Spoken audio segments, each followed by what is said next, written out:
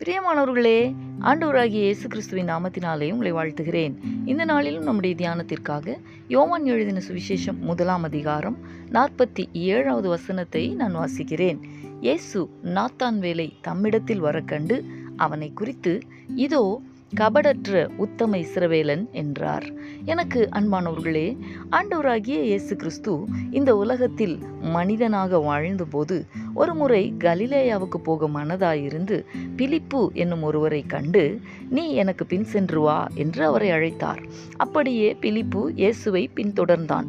இந்த பிலிப்பு நாத்தான்வேல் என்னும் மற்றொருவனை கண்டு, நியாயப்பிரமாணத்தில் மோசேயும் தீர்க்கதரிசிகளும் எழுதியிருக்கிறவரை கண்டோம், அவர் இயேசுதான் என்றான்.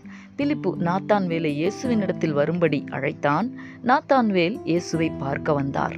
அப்படி தம்மிடத்தில் வந்த அந்த நாத்தான்வேலை இயேசு கண்டு அவனை குறித்து, இதோ கபடற்ற உத்தம இஸ்ரவேலன் என்றார் இயேசு.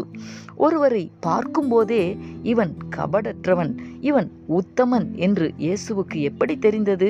அன்பரே, நாம் ஆராதிக்கிற இயேசுவுக்கு நம் ஒவ்வொருவரை குறித்தும் எல்லாம் நன்றாய் தெரியும். மனுஷன் முகத்தை பார்க்கிறான், இயேசுவோ நம்முடைய இருதயத்தை பார்க்கிறார். நம்முடைய உள்ளங்களை சோதித்து அறிகிற ஆண்டவர் அவர். நம் ஒவ்வொருவருடைய இருதயத்தையும் பார்க்கும் பொழுது அது எப்படி இருக்கிறது என்பதை அவர் பார்க்கிறார். நாத்தான்வேலை குறித்து சொல்லப்பட்டதைப் போல நம்மை குறித்து ஒரு சாட்சி சொல்லப்படுமா? கபடமில்லாத உத்தம இருதயம் நமக்கு இருக்கிறதா? நாம் எப்படி இருக்கிறோம் என்பது நமக்கு நன்றாய் தெரியும் அல்லவா? நம்மை படைத்த தேவனுக்கும் நன்றாய் தெரியும். நம்மிடத்தில் தேவன் எதிர்பார்க்கிற கபடமில்லாத உத்தம இருதயம் நம்மில் உருவாகட்டும். அர்ப்பணித்து ஜெபிக்கலாமா? எங்களை நேசிக்கிற எங்கள் அன்பின் பரலோக தகப்பனே, ஆசீர்வாதமான இந்த நாளுக்காக உமக்கு நாங்கள் நன்றி செலுத்துகிறோம். இந்த நாளிலும் நாத்தான்வேலை உம்மிடத்தில் வர கண்ட பொழுது கபடற்ற உத்தம இஸ்ரவேலன் என்று நீர் நாத்தான்வேலை குறித்து சொன்னீரே தகப்பனே, எங்களுடைய இருதயங்களை பார்க்கிறீர் என்பதை நாங்கள் தியானித்தோமே. எங்களுடைய இருதயம் நீர் பார்க்கும் பொழுது கபடற்றதாய் உத்தமமாய் காணப்படுகிறதற்கு எங்களுக்கு உதவி செய்யுங்க ஆண்டவரே. நாங்கள் குறைவுள்ளவர்கள் ஆண்டவரே. எங்களிடத்தில் அநேக குறைவுகள் இருக்கிறது, உமக்கு பிரியமில்லாத காரியங்கள் இருக்கிறது.